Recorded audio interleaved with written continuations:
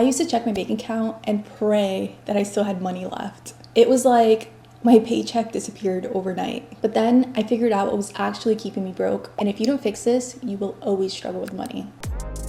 Where are we going? To where the money grows.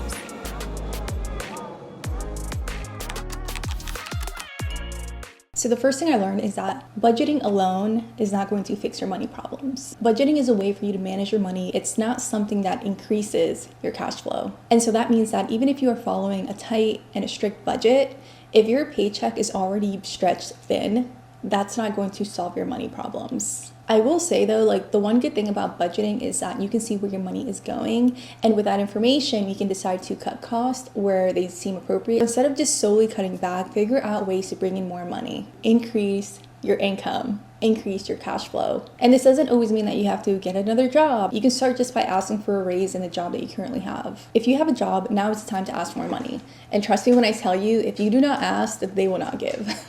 Something else that you can do is you can start a side hustle or just monetizing on the skills that you already have. So for example, I started this YouTube channel and at the time of filming, I'm still not monetized, but I've made over $700 selling templates on Gumroad. It's really just about finding out something that you're good at and not underestimating yourself, because just because it's easy to you or just because it's common sense to you doesn't mean that other people are not going to find value in it. Another thing that's keeping you broke is that you are spending without a plan. You're being frivolous, buying all the frivolous things and just being frivolous with your money. Most people spend reactively instead of spending with intention. This also ties into lifestyle creep, where you are making a certain amount of money and you're okay with that. And then you get a raise and then suddenly you find that you're buying more and more things. And then at the end of the day, even though you've made more money, you're still broke.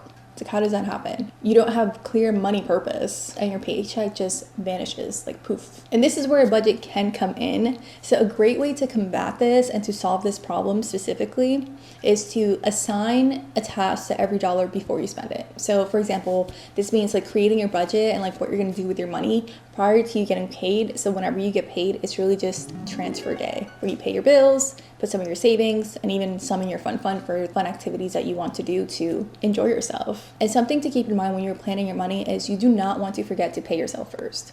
If you keep saying like, oh, next month I'll start saving for this, oh, next month, that month is never going to come. You need to start putting money aside now, because that is something that is going to grow over time. And so that means that you don't have to put $500 in your emergency fund every week. You can start off with just $50 or $100, and then every month or every frequency that you put money into that fund, it grows over time and it doesn't feel like something that is such a burden. And of course, whenever it comes to budgeting, it is all about awareness. So that means the guilt, the shame, all of the above, right? You need to leave that at the door, because really what budgeting is allowing you is information so that you can make better decisions. And again, if it comes to a point where you're like, oh my God, I spent $500 at Sephora every month and you don't want to do anything about that, like you like the things and you value the things that you're buying at Sephora every month, then you don't have to change that. But really budgeting is just something that gives you the information so that if you do want to, you can cut back. Another thing that is keeping you broke is the emergency fund.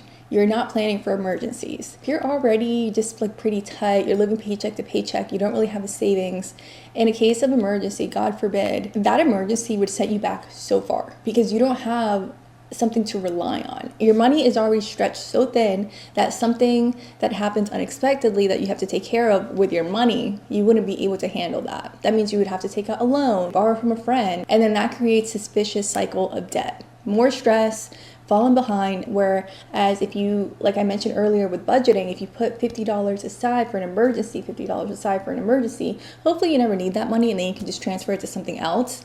But in the event that you do need it, you have that there and you're not set back in case something does happen. So tell me, which one of these mistakes have you made before?